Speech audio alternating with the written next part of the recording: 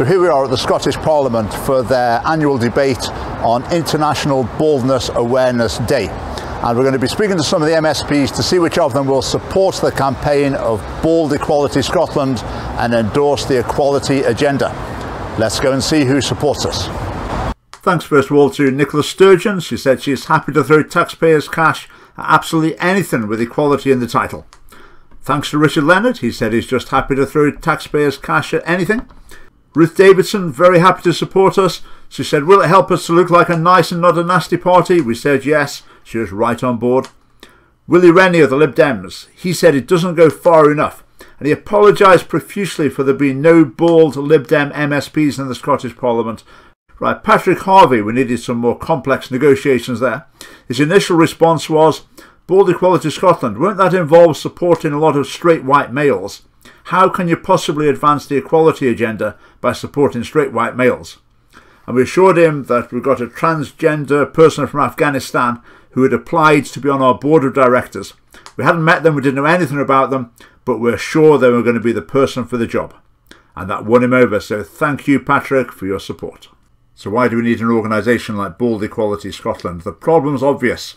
Bald people are underrepresented among film stars, models, rock stars, sports stars, even in the Scottish Government's cabinet. Now some people come back and say, oh, but bald people are overrepresented in engineering, science, law, medicine, etc. That just shows another problem, the problem of occupational segregation. The fight is far from won. In addition to these discriminations, there's also the problem of hate crime. A few weeks ago I was running through the park and I went past some kids. One of the kids shouted, "Speed up, Baldy."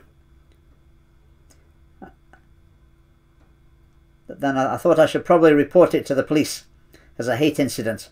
But then I thought, would the police be interested? Are the police interested in helping bald people? And I've never seen a police car like this.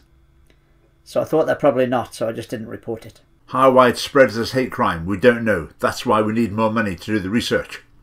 Right, as Bald Equality of Scotland, what do we demand from the Scottish Government? Number one, we need a specialist hate crime reporting website and phone line. When these lines are open, please, please, please report hate crimes and incidents. Anything will do, even for someone else. We need some statistics to keep our funding level up. Number two, we want to do more workshops in schools, so again we need more money. Last year we did lots and the kids drew silly pictures and sat around chatting instead of doing proper work, and the feedback from the pupils was very positive. Three, we want hair status to become a protected characteristic under the Equality Act. Number four, many bald people don't realise just what oppressed victims they are. We need to educate them. Educate to liberate. You can't liberate people until you've convinced them that they're oppressed in the first place. We need poster campaigns that will cost money. Number five, wigs and every bald cure available on the internet, every form of quackery needs to be available on demand on the NHS. 6. We want bald quotas for sport teams, rock bands and films. It's hard to be what you can't see. Bald people need role models. 7.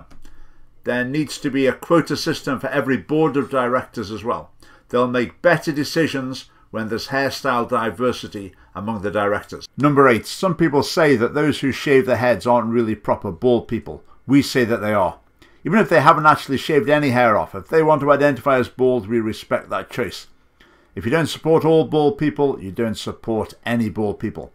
We demand recognition of all people who self-declare as bald. Number 9. The media is setting an artificial standard of beauty, so we need to celebrate and affirm bald people. Otherwise, people will continue to express baldophobic views like this. Do girls like bald guys? Well, it's not on the top of my list. No. I don't. No. No. No? No. No. No. Number 10. We need a strong police response to baldophobic incidents. Only when people fear the full force of the law will attitudes change and people will become nicer. Here's an example of good practice. I'm sorry, Baldy. You can call me Baldy or like. Don't bother me. I didn't call you Baldy, Baldy. Yeah, 10-4, just... You're under arrest. You got me some camera, sir, have you? I'm under arrest for what? See what I mean? Police brutality! Oh! Oh no! Please don't do it! So thanks for your support. Together we can build a world where baldies can live free from prejudice and discrimination, where everyone is judged by the quality of their character, not the hairs on their head. Stand up, all victims of oppression, for the tyrant's fear.